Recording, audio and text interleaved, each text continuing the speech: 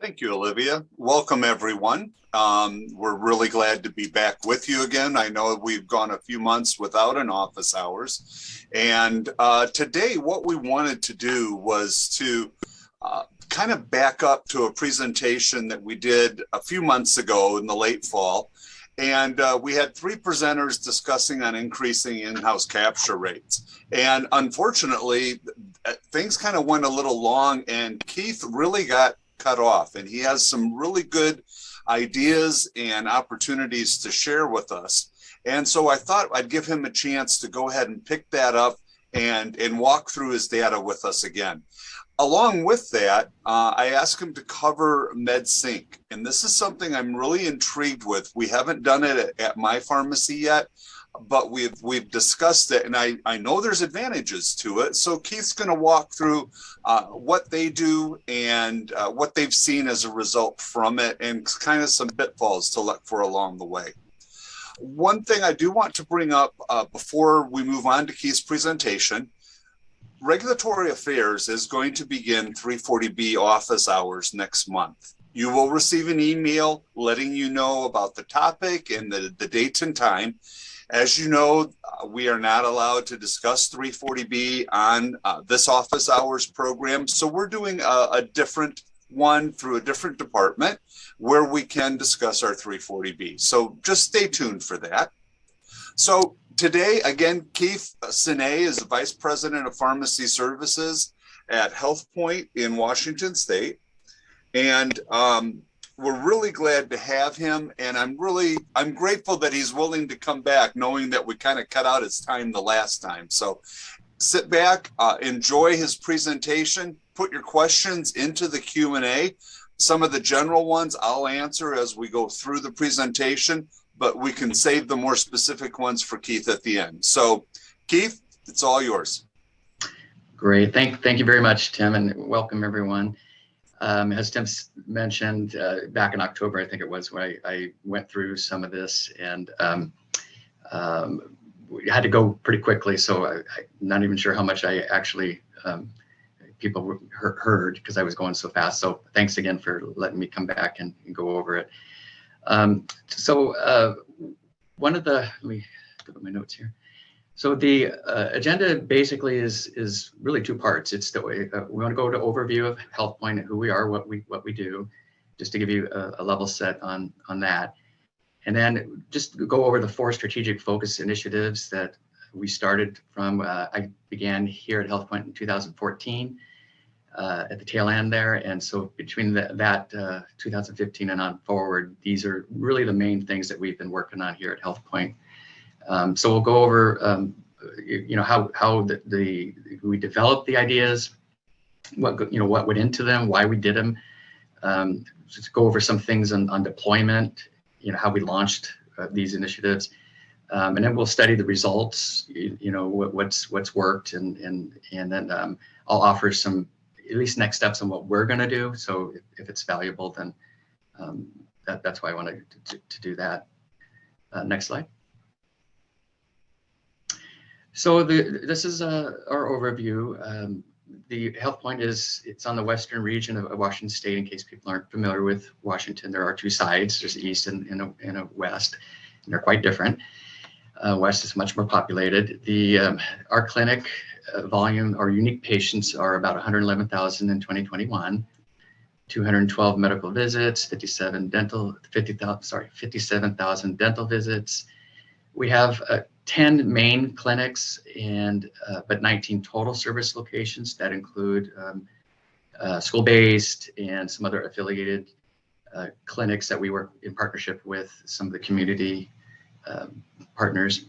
And then those are our services. On the pharmacy side, just a level set, we did about 30,000 unique patients last year. We have 5 pharmacies that are located within the main medical clinics. We have a separate central refill pharmacy, and then we have a call center that's located in the central fill pharmacy. We have 1 specialty pharmacy, and last year we did about 274,000 in scripts, which is down. I think most of us probably experienced some down over the pandemic. used to hover around 300, so we did get a dip.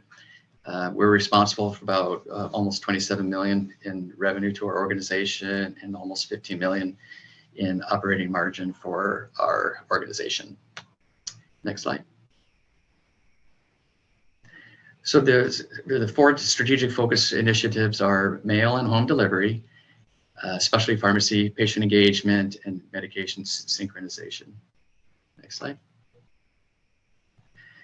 So one of the first things we did was the mail deliveries, and why did we do it? And the main reason we did it is we really wanted to remove barriers to patients for using our pharmacies.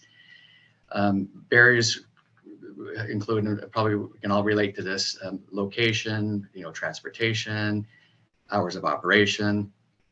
And why we wanted to remove the barriers, we really feel we can better manage our patients assigned to HealthPoint. If they make our pharmacies their primary pharmacy home, patients that are sent away to CVS and other places don't get to take advantages of the things like sliding scale, copay assist. We have our full fee medication is actually pretty good compared to the competition. Our staff pharmacists, we can do refill authorizations quicker. We can have substitution protocols and prescribing protocols. We have easy access to our providers. Just tap them on the shoulder. We have access to EMR. All the things that we all know that we have advantages over the retailers that we want to bring to our patients. And most importantly, it pulls them in, generates the revenue and capture. Next slide. So where we started in 2015, we wanted to study this a little further about whether a mail delivery service would be, there would be demand for it. So in 2015, we added a question in on monthly patient satisfaction surveys. We use Crossroads. I think some of us use that same company. But the question was whether or not mail service would be something that people would like. And as the responses were coming in overwhelmingly positive, we decided that that was enough of a positive response to move forward to designing and developing the mail delivery program. So after we designed it, we deployed it in 2016. It started off just doing the regular mail, USPS, using a stamps.com platform. And then in 2019, due to the pandemic, but also because a lot of our patients, even before the pandemic, we were moving down this route. A lot of them didn't want to use the mail because of where they live. And a lot of places people don't live in secure areas where people can just drop packages off, or they were just where they receive their mail is, they didn't feel comfortable if in rural areas having the mail stuck in their, having the drugs stuck in their mailbox kind of thing. So we wanted to add a same day, next day delivery option. And so we did that in 2019 in response to the pandemic. And I think some of us are probably using these companies already, but we used ScriptDrop. We began deploying FedEx as a resource, and then Nimble. Nimble is another same day delivery service. Next slide. So these are just snapshots of the results since then, since we launched in 2016. Obvious growth, especially between 2019 and 2020. I don't think that's a huge surprise. And then 2021. So we anticipate even more as people became more adapted under these circumstances. This actually kind of helped the hesitancy for people to using mail as a medium for receiving their medications. So in a good way, I think this might be hopefully something that continues on even after pandemic goes away. And then our home, but I wanted to point out so we started this program with the estimate of under $2 a script cost. And we actually, we were around $1.50, $1.80 when we originally began. And in 2020, 2021, we jumped up to about 225, which still isn't too bad, but there's some workflow issues around that, but also adding the same day FedEx and other next day kind of services, which are, as we know, more expensive. We do about 278 a day mail delivery, and that will peak at 300-400 some on Sundays, so it can get pretty busy depending on the day. And our benefits, that our takeaway benefits, is obviously it's convenience to the patient. They really like having it delivered to them.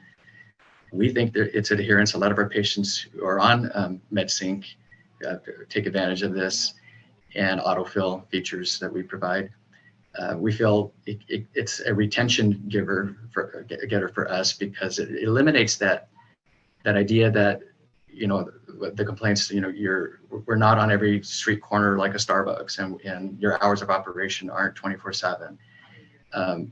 You know, and if we can't, you know, our motto is that we can't be a Starbucks, obviously we can't be a CVS every corner, but we can be like an Amazon. And you know, if they can't come to us, we go to them. So that's sort of our thinking on how we can continue to improve this service.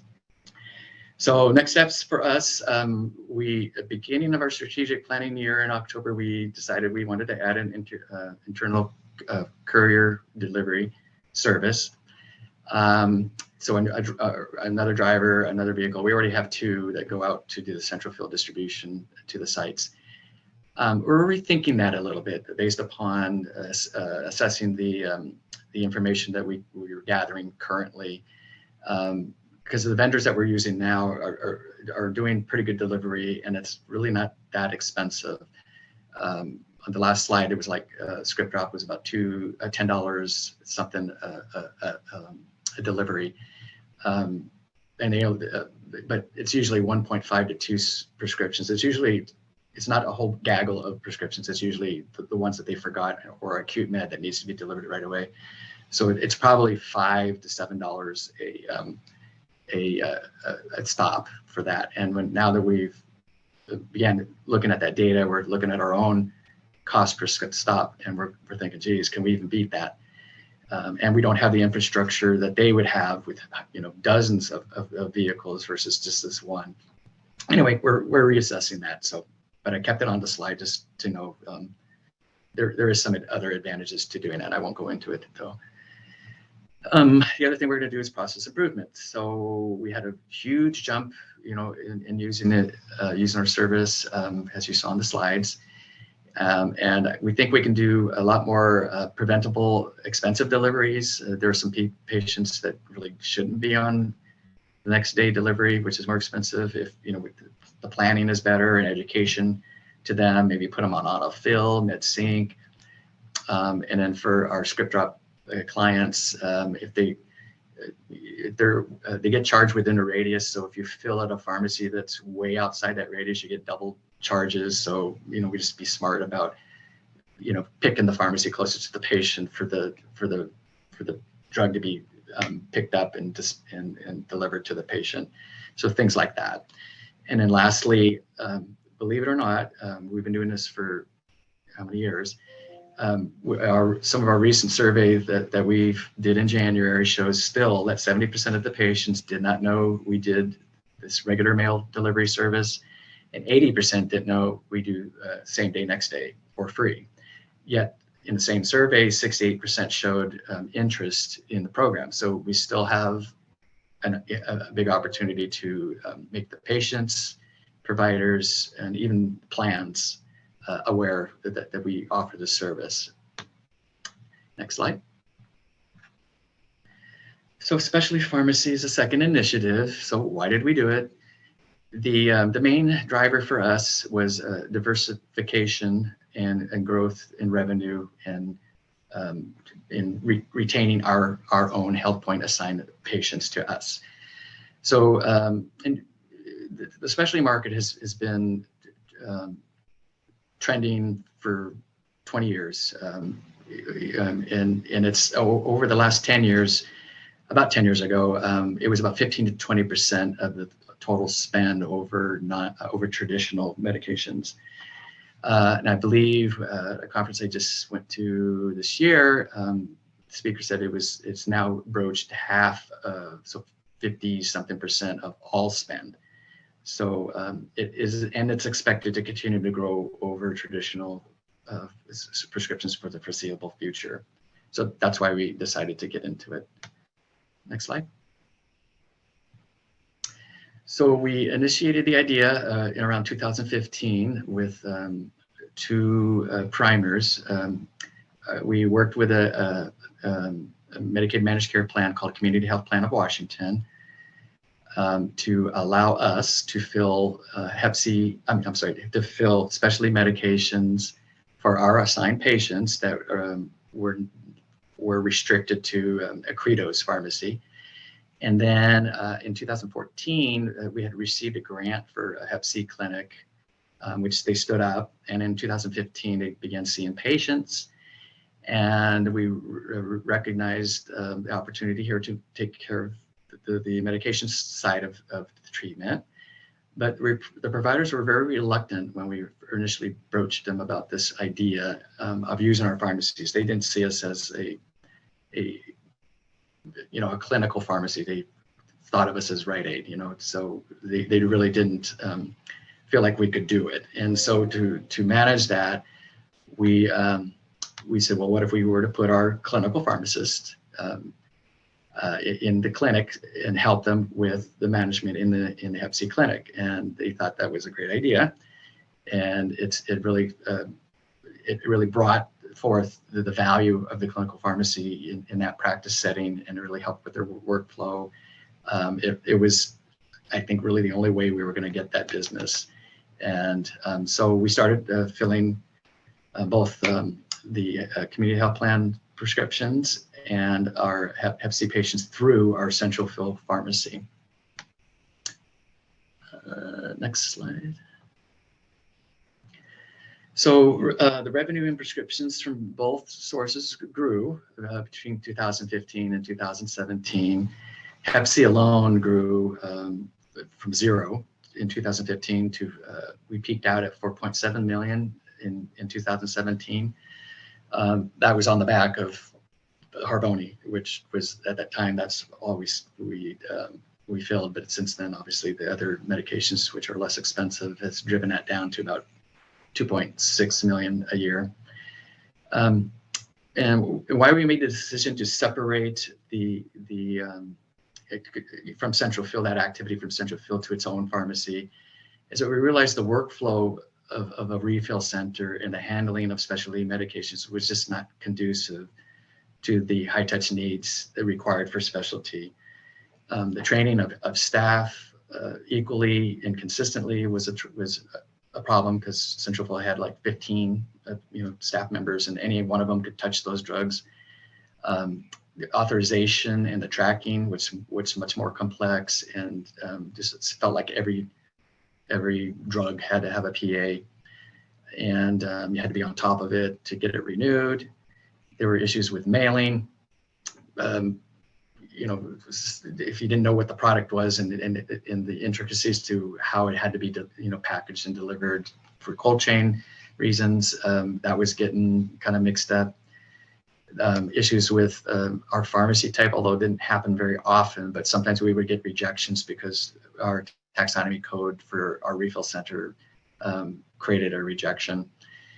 And then what was really kind of hard from a business side of things, it was the revenue and expense that was blended together from this new business was blended into the refill center. So it was really starting to get hard to analyze, is this a good business or not? And it was really mixing up the metrics on the central fill, because it was conflating revenue per script and expense per script. And then during budgeting, we're going, what? How did this jump like this? So since we decided that it'd be better if the results look like it would be better, because this business was growing, it was doing well, to separate it. So since we were going to be investing in the organization money and resources, we needed to build a business proposal or a concept. So in 2017, we developed a business proposal, which is just in my thinking is just, do we sell this idea?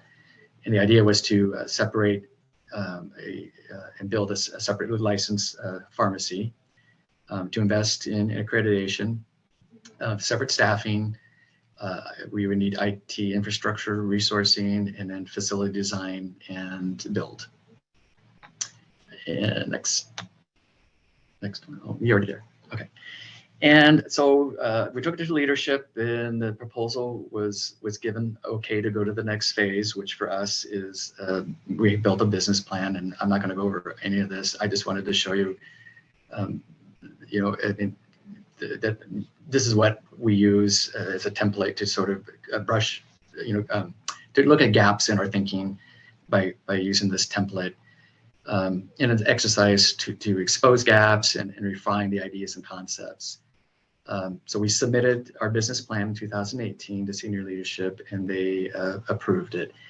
And next slide. So in 2019, we officially launched the HealthPoint Specialty Pharmacy. We got separate NPI and CPDP codes with taxonomy codes of specialty. We were able to co-locate in Central Phil, which really reduced our cost for a whole new structure outside of our building. And mainly, the main cost was the separate pharmacy dispensing software. At the time, it was QS1, so we had to buy another QS1 license. And then we adopted a patient management software platform, Asembia One. For some people may use that, or they may use Therigy. But Asembia was the platform we chose. And we had to get all new insurance contracts, which was a pain, as everyone knows. We developed new job descriptions. We had to hire, well, actually, we already had existing staff, but we transferred them in as into the pharmacy, one pharmacist and one technician to begin. Next slide. So first full year, we recorded about 16 million in revenue and only about 854 scripts. We ended last year about almost 13 million. First 2 months of this year, we're projecting maybe to get to 15 million. The takeaway from this, what I wanted to share is that you could see the script volume in a patients are very small, but the revenue is very large for this category of filling, and the margins are obviously very good too. So it's very time consuming, and sometimes when I look at this and I ask my people, do you really need more staff? But we've gone into the evaluating exactly the steps and what things are doing and doing time studies on all the work that they do every day, desk audits and things like that. And it is very time consuming. From where I sit, that was always a question, for me.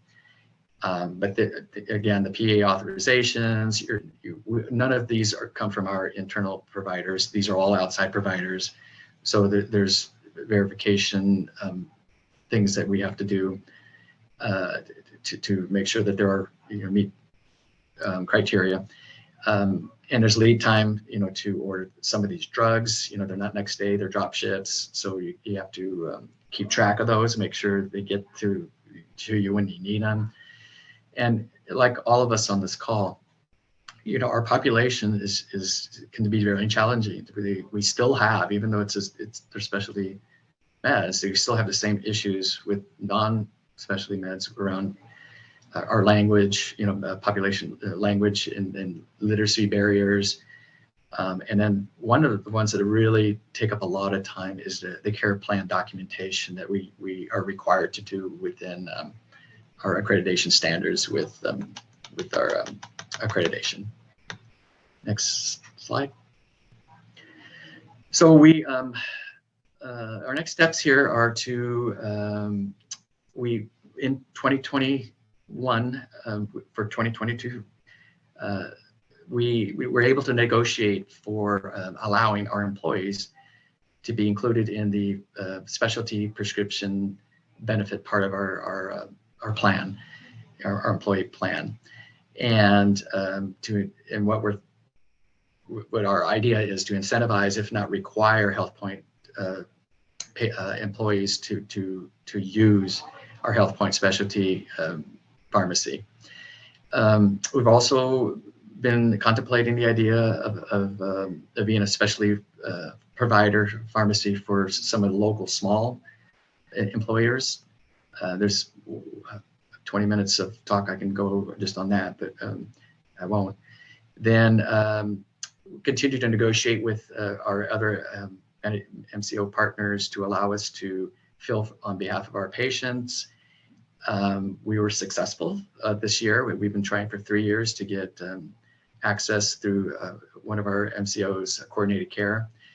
And we were, our CFO, every time we would go into negotiations for the medical and dental side, she would always be pushing this, and me by her side, of reasons why they should allow us to fill for our own patients.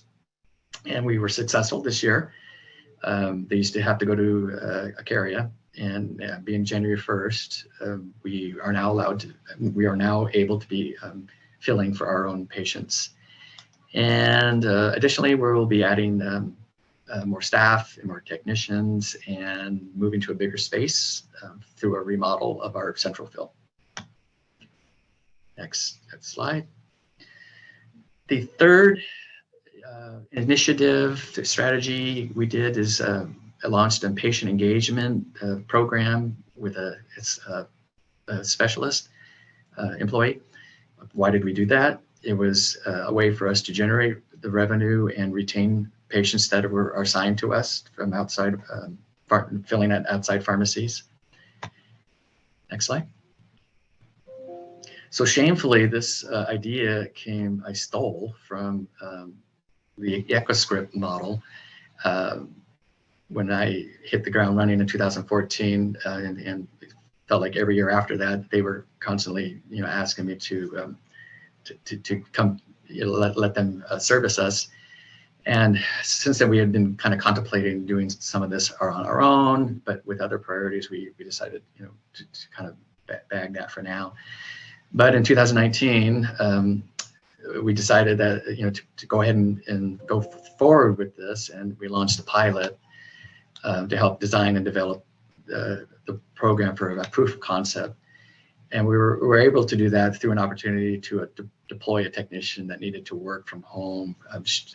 She had a condition where she was needing to work from home.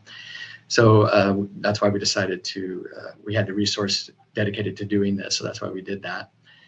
And so we launched the pilot in 2019-2020.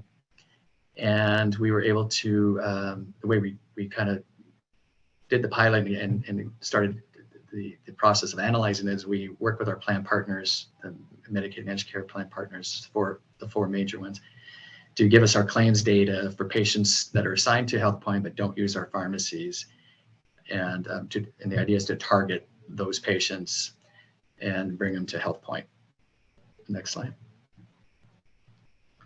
So here's an example of claims data that hopefully most people have easy access to it. I couldn't say that's for sure, but it's simple data that, the date filled, NDC number, the drug, what the cost was, and what pharmacy they went to. But if you can't get claims data like this through your partners, your EMR might also be able to show you where these scripts are going. We can also get reports out of NextGen, which is our EMR, that shows which drugs went to one, and we can extrapolate a cost through a formula to figure out exactly what that opportunity would have been based upon, we know what our contracted rates are with our plan partners. Next slide. So in order during this pilot to manage our workflow, it was just a very simple rudimentary tracking form. It didn't need to be fancy. We just needed something to start with, and something that she can help organize her work tracking the patients, which ones she transferred, which drugs were they, which ones say I don't want to. And we organized, since there were thousands and thousands and thousands of claims, we were able to organize it by highest claim spend in descending order. That's how she did her work.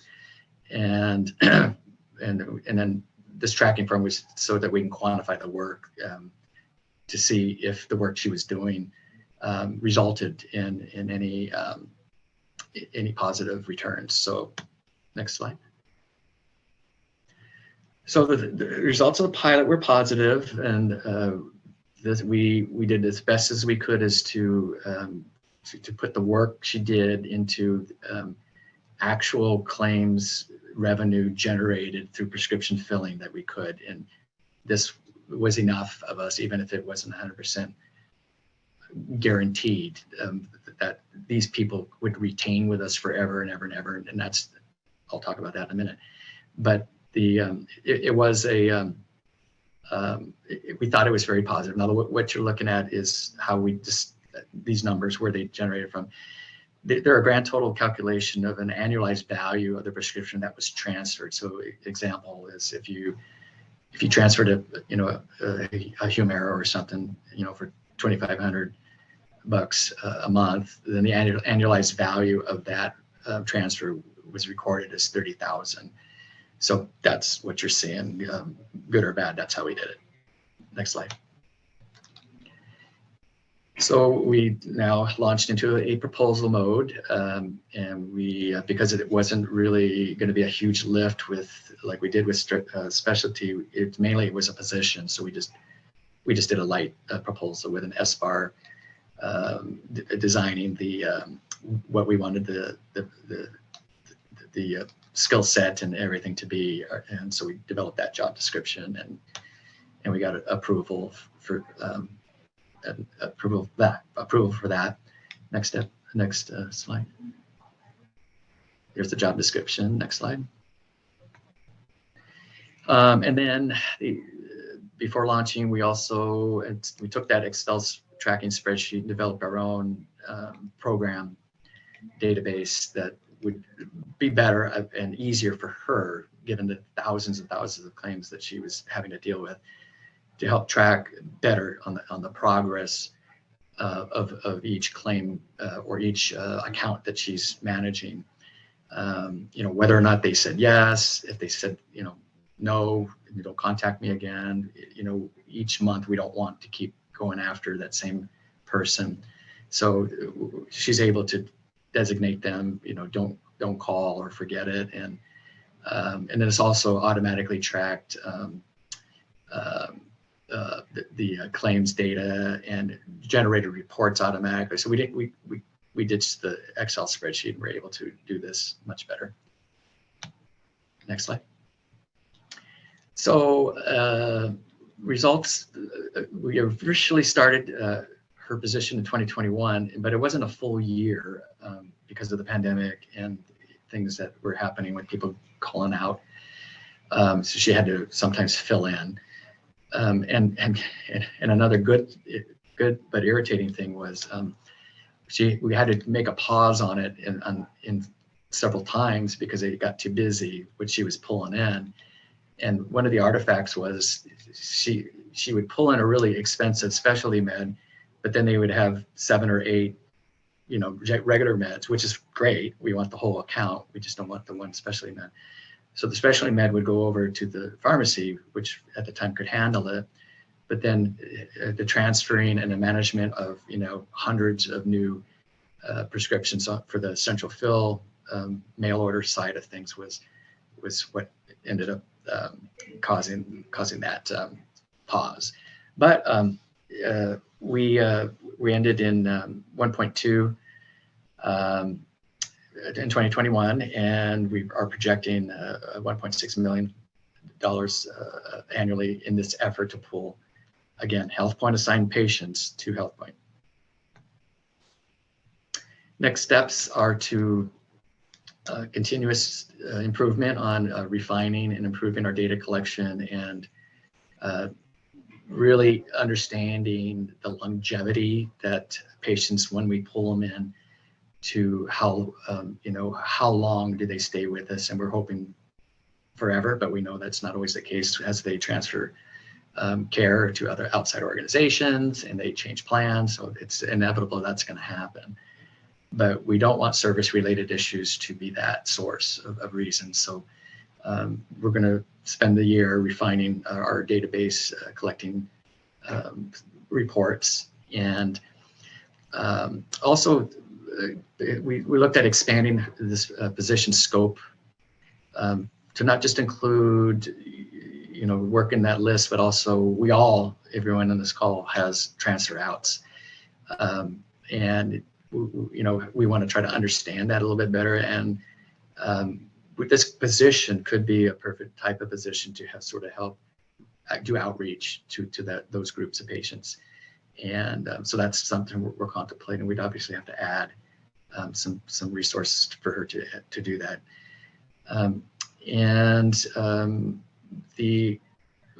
This maybe down the road, we sort of thought about testing this service to provide to some of our locals, Washington State CHCs that maybe don't want to pay the amount that EchoScripts and other vendors do. We could probably do it for a third of the cost. And we're also contemplating, the role to be more around an account manager or concierge sort of service, where they have they own these accounts and these high dollar accounts, and they manage them, and they're their direct source for handling problems and concerns like that. Okay, next. Lastly, this is MedSync. Why did we do it? Well, to be honest with you, the providers were the real drivers, and at least here at HealthPoint, before I got here, and then also patients. So next slide. So the journey began when I just got here. The providers were requesting the service, and when I started noticing is based on the fact that we had a lot of patients with that need, and some sites were doing it and some were not. By and large, the providers were sending them out. So we were losing an opportunity. So it's one of those things that, because we were already kind of doing it, we felt like we had one foot in one canoe already. So we thought, okay, let's examine this. What will we need to do to make this work? So we did a patient's needs assessment and looked at, again, you can get your data from however, EMR, or we just are fond of claims data, because we can get it pretty easily.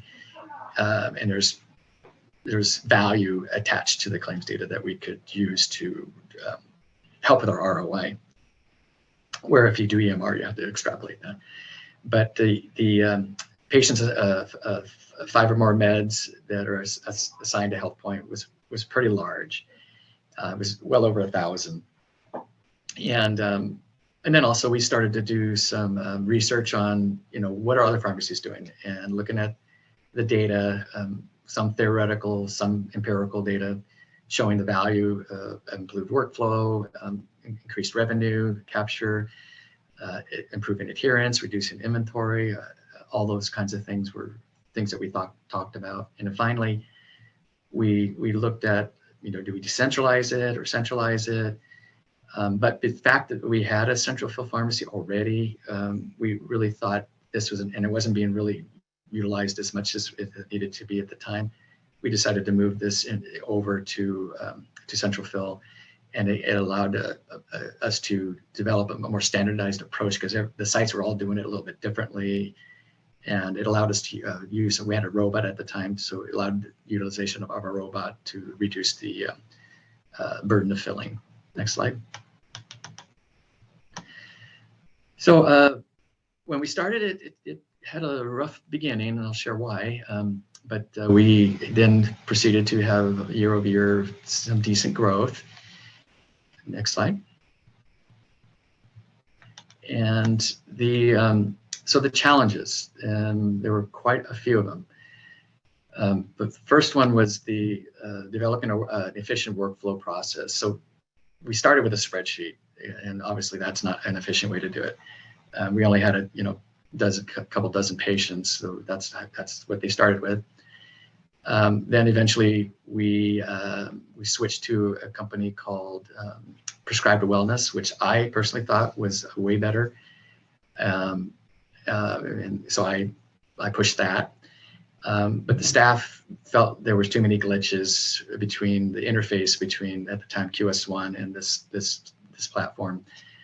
So they kept using the spreadsheet to double check, with Prescribed Wellness, and then it just became a double work. So then we said, okay, why don't we go to the QS1 solution at the time was a HealthMinder.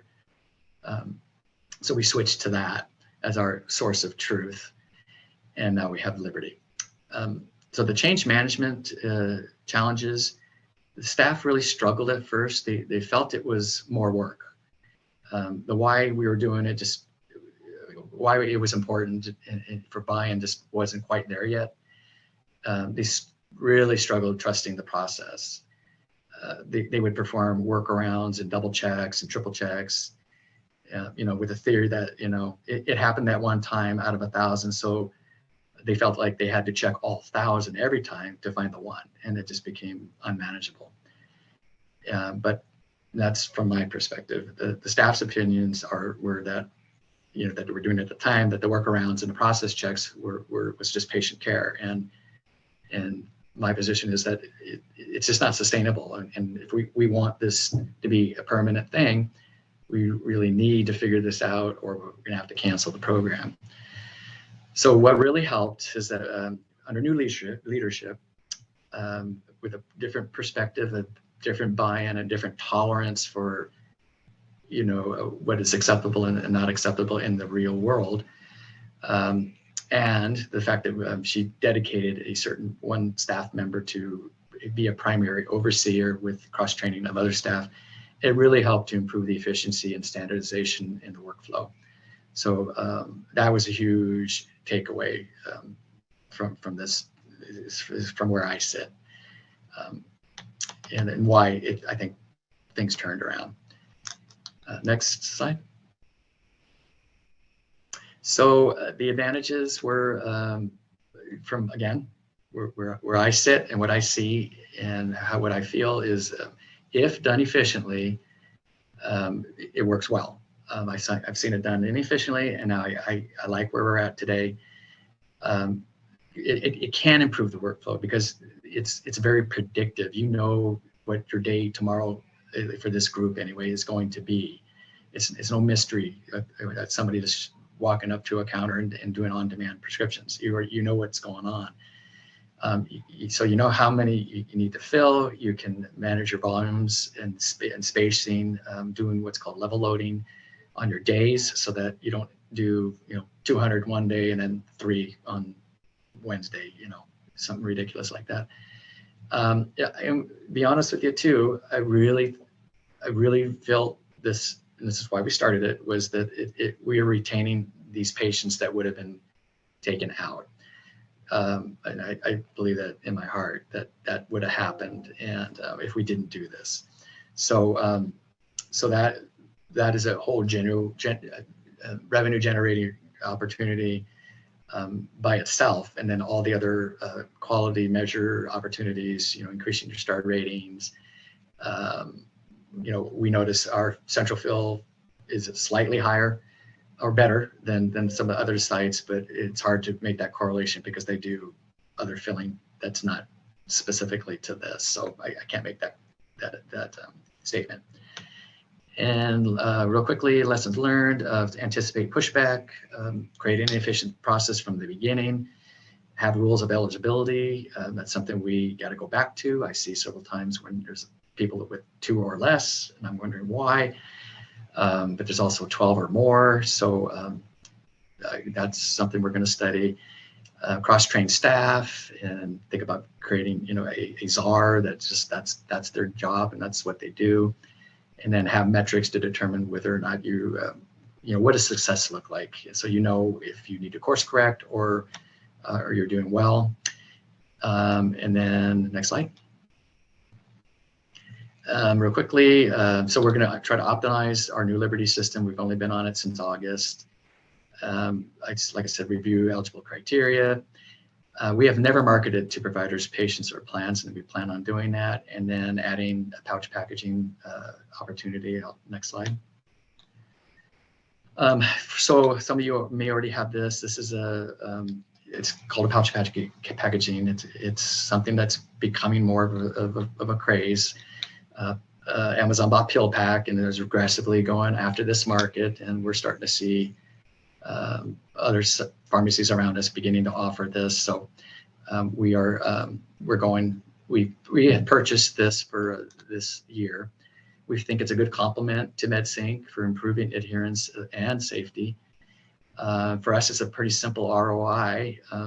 We relooked at that group of patients recently on 5 or more meds, patients assigned to HealthPoint. And even if we were just to grab just 10% of those patients and pull them in that don't fill for us now, again, assigned to us, but don't fill for us, you could see the ROI is pretty good, especially with the fact that the whole unit with training and everything came about $240,000. So we'll make that up lickety split. So that's it for me, and I hand it back over to Brandon. All right, thank you so much, Keith. We've gotten tons of questions in there, so I'm pretty sure we're not going to get through all of them. But what I will do is thank you all for submitting your questions in the Q&A. It makes it much easier for us to moderate and manage those. And I saw there were some questions earlier on in the chat, and I moved those over to a doc, and we'll get to those. But I'm prioritizing the Q&A questions. And just so you know, any questions we don't get to live, I'll be sure to send these over to Keith and certainly Tim, and they can kind of work together and provide some responses that we can kind of resend back out to the cohort today. All right. And I saw that there was one question about, or a comment about, the link that I shared with the recordings. Remember, today is our first 2022 office hour session. We did not have one since December of 2021 due to some conferences and things happening earlier this year. So, all right. So, Keith, we've got tons of questions. And as a reminder, I'm going to skip over ones that are addressing 340B as we remember Tim's comment earlier during office hours. So, I'm just going to fire away, Keith, starting from the top. Any tips for meal delivery for a transient population? No, actually, it is a problem. We just encourage them to, use a place like a friend or, a family member or someplace that is obviously more secure than their current condition, but it's a problem. Great, thanks, Keith. Before we get to the next question, I think Irene has her hand up. Irene, if you'd like to voice your question, feel free.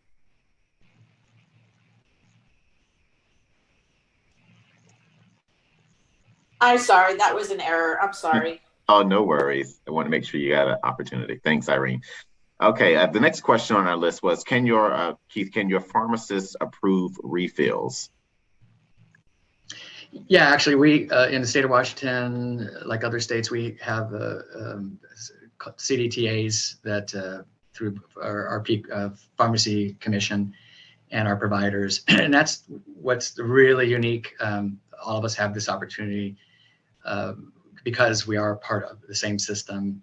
Our providers love it, and that's one of the carrots that we give them to use our pharmacies and not send them out, is that we do refill authorizations for patients that go to our pharmacy. We've contemplated opening it up to all, but we've had this discussion over and over, but we feel this is the carrot that is being effective in them referring them to our own pharmacies. Great. A couple other questions here. How are you paying for mail fees? And that's one question. And are you charging patients? No, with the margins that we're getting, and I know we're not supposed to say the word 340B, but the intent is to improve access to patients, remove barriers. We really feel that this is one of those things that where the intent of what our mission is supposed to be doing is. And so the margin on an average drug release for us, is 40, $50. So the $2 is really nothing. Great. Thanks, Keith. What percentage of your prescriptions are mailed out? That's a really good one. We did, so out of 200, whatever the math is, I can't do it that fast. So we did, the slide was 67,000 out of 275. So sorry, whatever that math is. All right, I'll let folks figure that math out. Thanks, Keith. Another one was, do you have any PBM issues with delivering prescriptions by mail? Pharmacy benefit. Not yet. We're aware of the risk. We do look at our contracts. We do look at that percentage. If we need to be a true mail order, that's on our radar if that's where we need to go. One of our main plans, Community Health Plan of Washington, is one of our best partners and our biggest plan, and the one we do the most. We don't feel that they're going to come after us for anything like that. And so we do talk to our counsel on it about risk, and we feel we can mitigate the risk. But if we need to pivot and change, we're willing to do that. Great. I remember during your presentation, you have a conversation around cost per script. So one question is, can you unpack the expected cost per script? Meaning explain a little more. And the other part to that was, does FedEx, others really drop pricing that low for one-day delivery, $225 a prescription? The majority of this, the bulk majority of the prescriptions is regular mail, which is actually pretty cheap. And especially, and the key to driving your costs down is you don't want a onesie-twosie. Onesie-twosie will really blow you up.